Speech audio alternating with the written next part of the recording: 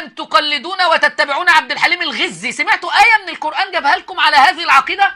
قال الآية اللي جابها لك إن يوم القيامة وكل سيرة.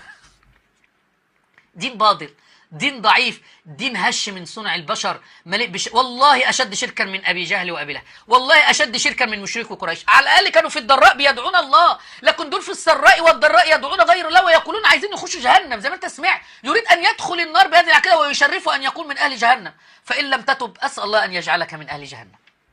كان معكم سيد الشيعة، أعوذ بالله من هذا الشرك، سيد الشيعة المسمى سيد جلال الماجدي.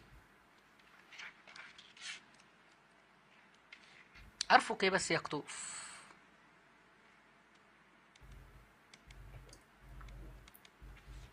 عارفوا يعني انا مش عارف صراحه، يعني احنا قادرين نتحمل الشرك ده ازاي؟ والله قادرين نتحمل الشرك ده ازاي؟ الناس دي اوغلت. ايوه والله اوغلت في الشرك. والله انا بقول يا اخوه، دول لو كانوا موجودين كان حركهم سيدنا علي. خليكم معايا مطفي الانوار اللي انا قلتها دي. رفع الضغط، عايزين حبايه.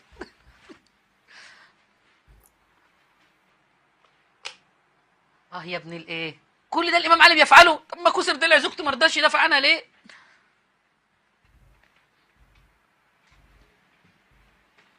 لماذا لم يدافع عن زوجته يا شيعي؟ خاتمة الفلاسفة، خلينا ناخد اتصال.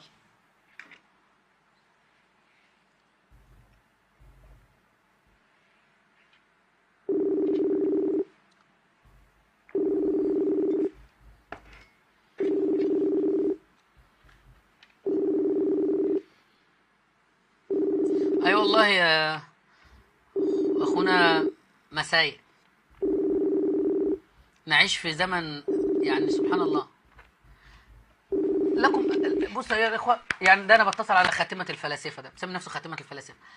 لك ان تتخيل لو النبي محمد صلى الله عليه وسلم كان عايش معنا الان وسمع هؤلاء، ماذا كان سيقول لهم؟ بالله عليك، انت شايف ايه؟ لو النبي محمد صلى الله عليه وسلم كان عايش معنا وشافها، لو سيدنا علي كان عايش وشايف هؤلاء، قول له تعالى يا علي، ده انت الخالق الرازق ربنا المحيي المميت اللي كل الصفات عندك، اللي